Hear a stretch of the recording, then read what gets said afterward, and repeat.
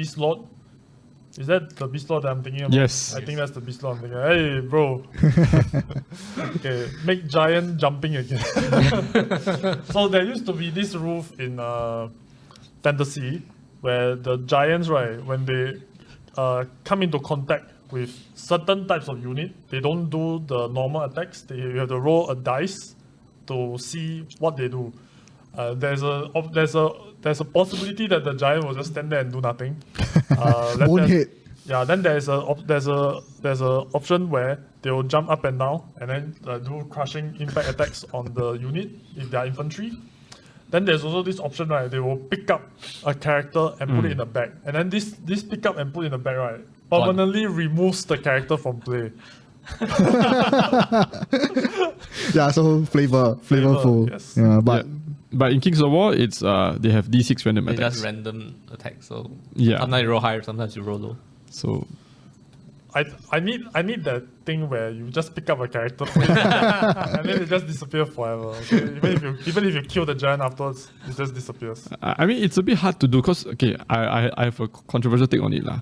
Kings of War is actually a skirmish game, if you think about it, because at any one point of time you control 12 maybe to 15, 16 elements in your army. You don't control 100 dudes. Even in 40k, you can have armies of 50 to 60 models. So Kings of War, being a skirmish game, and there's multi-basing, so each unit is a whole unit in itself. You don't remove models. It just takes wounds. It's a bit harder to implement such a rule. Like what John said, you can't pick up one character from a unit. It has to be on the unit itself. So this is something that... But I think what Dan brought up a point quite interesting is once a unit takes more damage, they can actually get access to different rules. So that can also represent your unit slowly dying in itself. I think there's such a rule in Song and Ice and Fire. That's another rank and fang game. The number of attacks change depending on how many ranks you have. So that is something that gives it a bit more flavor. Some units get actually more attacks the more ranks they lose. Yep. Yeah, for example.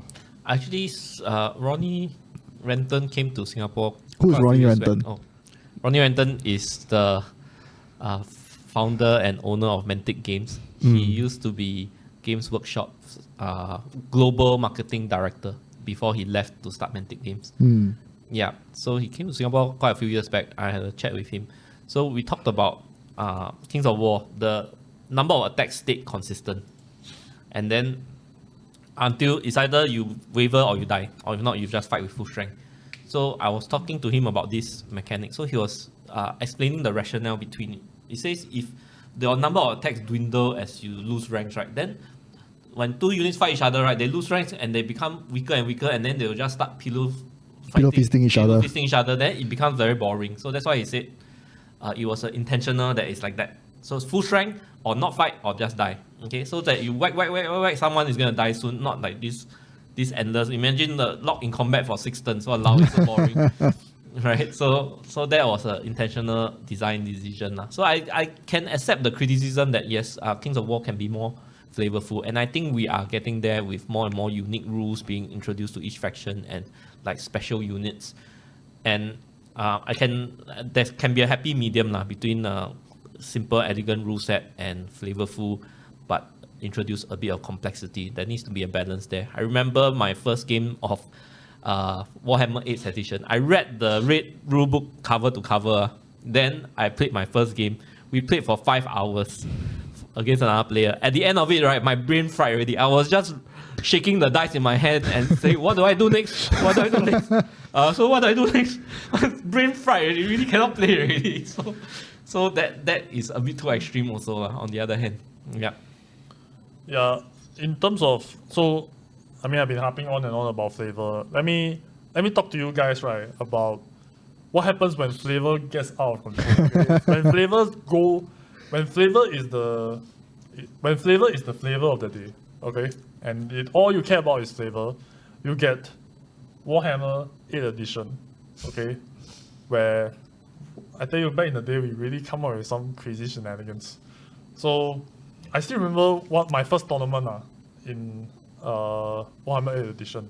Okay, my opponent execute this this plan, right, called the Nike Boost Vampire. I don't know if you guys ever heard of it. So there used to be, you can put like a small vampire, not the vampire lord, just a cheapo vampire hero. Okay, very cheap guy. You just give him this special rule, he can select from any of the laws of magic, and I think he has access to all the spells. Okay, so you don't even need to roll. Normally you need to roll like 4 dice or 2 dice to see like which spell you get right out of in that specific law. This guy you don't have to. Okay, he's just a cheapo vampire with all the spells.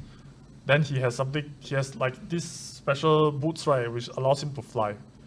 So what they'll do, they'll just fly like don't know how many inch into the side of your army. And I was playing Lizard Man.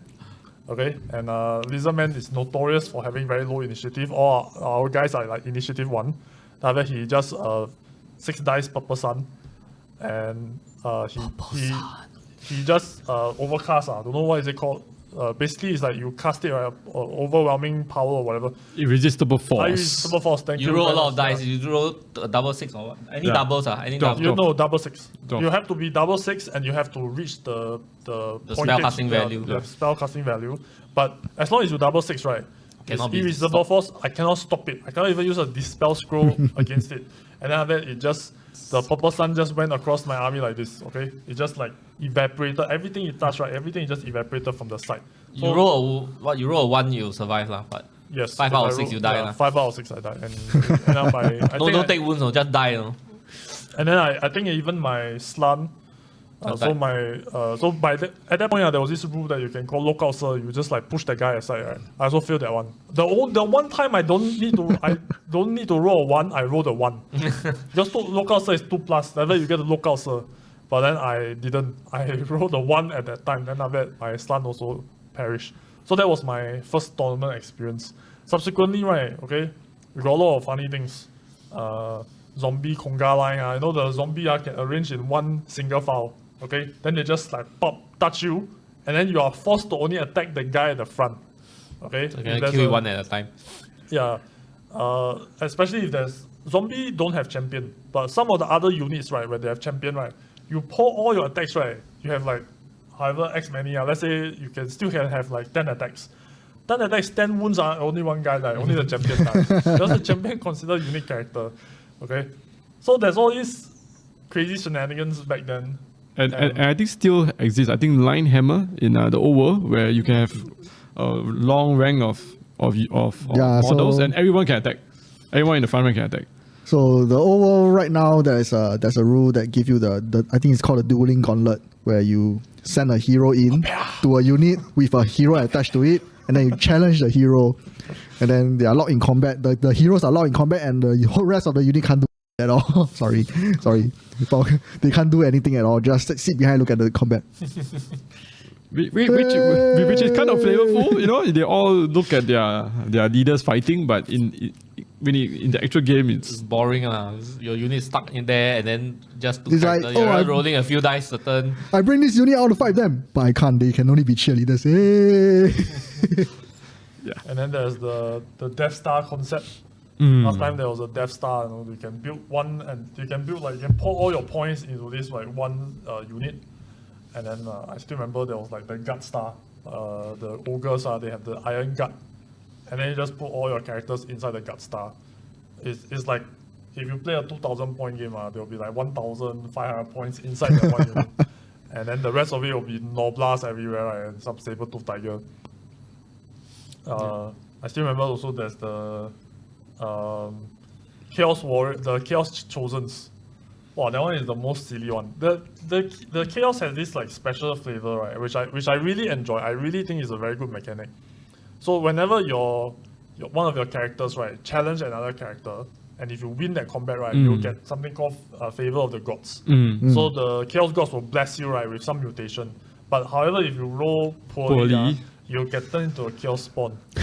But that can be mitigated, okay? It can be mitigated with the Chaos Shrine. But then there's this one unit in the game, right, which is not a character. The whole unit can get access to this Favor of the Gods. Okay, it's called the Chosen. So the Chosen, you can keep lumping favors onto them, and then you can keep using the Chaos War Shrine, right, to adjust the numbers. And the reason that you do that, right, is because every time you cannot duplicate, you cannot duplicate special rule, you get to reroll. And the whole point is just to reroll, you know. I'll just sit there and I'll just tell my opponent, by the way, the only dice I don't need to reroll is 4, 8, and something. I can't remember which one was it. Then I just roll until I get a 12. Then I get a 4+ ward save. Then because I'm a Zinch, 4+ ward save beyond 3+ ward save. Yeah, then after that, so basically they're just a Death Star. They just go, they contact something, right? They're unkillable, and then after that they will just chop you into pieces. When you talk about the Death Star, I remember one of my fastest Warhammer 8th edition game was 15 minutes. I was playing against Zhiyang. Zhiyang's back in the store now with his kid. Yes, he's looking for 40k. So he has a high elf Death Star. Then I was decent man. I cast Chain Lightning. I rolled so well, it chained through his entire army. What?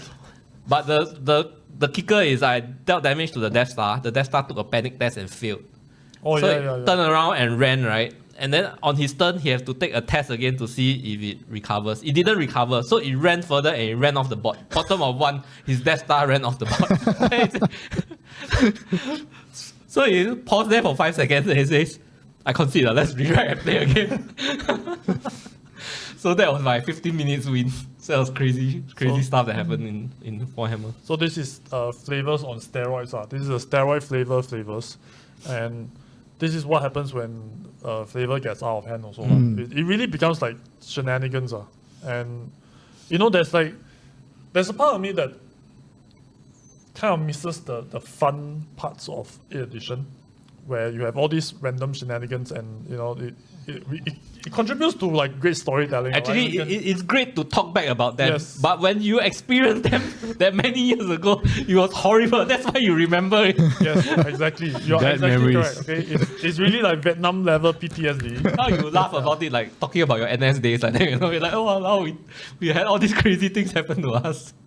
But I think that's also the shame of it, right? Which is, I don't have any such memorable King of War games, and I think that's like the real shame of it, I think that's the, you know, there's very few Actually, I got remember one with you, Pitch. I made your Earth Elemental run away on like 10 twice or something like that, which was the most silly thing that you've ever imagined. And then I saw it, I'm just like, even I also embarrassed myself. I'm just like, damn, Paige, I'm sorry, my dice was so good. Yeah, I think you just roll, the memories from Kings of War is just that you roll very hot unexpectedly, especially for the nerf roll. You roll twice, 10+, 11+, then suddenly a thing that's not supposed to died. So that's as far as I guess Kings of War memories go. Yeah, so that's, and I think that's a bit of a shame, you know. I think what I would like to see, this is a kind of a wish list, you know, or wish making or whatever. It's really something a little bit more, maybe not to the extreme of 8th edition, excuse me, not to the extreme of 8th edition, where you just wipe out the army or you wipe out something in like, with some random... No, I don't want that. Yeah, we don't want, definitely don't want no that. one wants that. Yeah, but I think something along those lines where something very silly can happen. You know, it really just you kind of like, you kind of layer your plan. Okay, I want to fly 20 inch. I want to do this. I want to do that, and then I'm going to like have this one big thing happen, and then it just blows up in your face. And I think that will be tremendously funny, and a little bit more flavorful to me lah. I believe that's what. And that's what Kings of War, there's this double one when you roll nerf test, right? So no matter how much you deal to the opponent, you roll a 2d6, you add that number, it must cross their nerf point to kill it. But no matter how much damage you deal, if you roll double one, the unit will always stay. And that's the most unpredictable part about Kings of War. 1 in 36 chance you don't kill the unit, no matter how much damage you deal. And that can lead to crazy situations sometimes. Because like you roll double one, this thing didn't die and it sort of rolled through your entire army. And even things like that, there are still people complaining about this double one rule, that they really don't like it. That 1 in 36 chance of randomness still got people complain, because I think there are a lot of players who are very competitive and feel like this should be as close to chess as possible, that there shouldn't be something so crazy happening. I mean, competitive players will always say variability will be something that is bad for competitive games. Yeah, because when you cannot plan for it, when it's a variable, then it's not competitive. But it's very important. You must have the element of randomness in any game. In number one, it serves as a bit of an equalizer. It's like, okay, no matter how well you plan, no matter how good of a player you are, right, you have to take into account this double one. You have to put it inside your plan. Now you cannot account for it, okay? You cannot plan for it. But you have to ensure that it's all within your matrix. If you have a game where it's just like everything is perfectly balanced, right? Okay, it's very simple. Make everybody have 1 health and do 2 damage. That's the most balanced game you ever face, right? But it also be the most boring one game that you ever play. It really is just, it's too bad for. I mean, I don't like it when I kena the double one. Okay, when I roll double one for my opponent, it feels bad. It's a feels bad man moment. But it is so crucially important, just as a way to not have super high rank player, like super knowledgeable players, just steamroll everybody. You know, like even if, like I consider myself a mid-tier player, if I face up against Paige, right, who is significantly more knowledgeable, I don't feel like, right, that I am at a severe disadvantage. You see, and I think that's very, very important. I think that's something to take note. I think we don't have that kind of super memorable moments like in other games, but I think the good thing about Kings of War is games tend to be very close. You always have a chance, fighting chance, turn 4, turn 5, turn 6. A lot of games go down to whether there's a turn 7 or not. So I think turn 7 being random is also another part of the game. Because you always have to account for turn 7, although they may not be a turn 7. So that's another part of the game that some people have been complaining about. Some people like it. So, yeah. One of the things I really like about Kings of War also is basically there's no how to say there's no good way for you to just like steamroll everything. You have to be always aware, right, that things can go terribly afoul. But at the same time, I always feel like, okay, the very good players, right, they still come out on top. Even though, especially internationally, you look at those what is it? Is it Adepticon or not? Yeah. Or some US Masters. US Masters. UK Masters. I look at the list, bro, I see the same like 4 or 5 names at the top. A lot. Right? I mean, there's some variables, there's some variability. Now, if you say that this game is just pure luck, randomness, whatever, double one just wins the game, I don't believe that. No. Yeah, I mean, there is still an element of skill.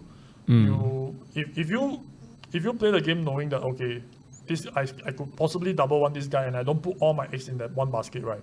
Then you have a much more robust way of playing the game. And this is the striking of the balance in terms of how this game is created. And also, that's a good thing. I really like that. Yeah, like I say, Kings of War is a very pilot skill game. You can sometimes the list we look at overseas, right, is like how does he pilot that list? But he's on the top. He's like, he's right there at number 1. Shout out to James. We had this game where my forces were holding 2 tokens. He was holding 2 tokens. And there was 1 token on the ground. So he could have won the game by picking up that token on the ground.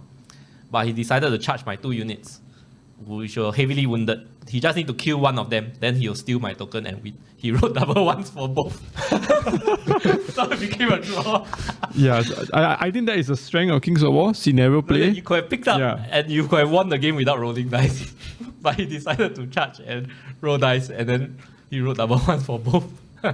Yeah, so scenario play and I think another terrain is a big factor in Kings of War. I think unlike, we always compare fantasy and I think now the old world, there's not a lot of scenario play or terrain for that matter. So it becomes, I take my army, I smash your army, let's see who kill more.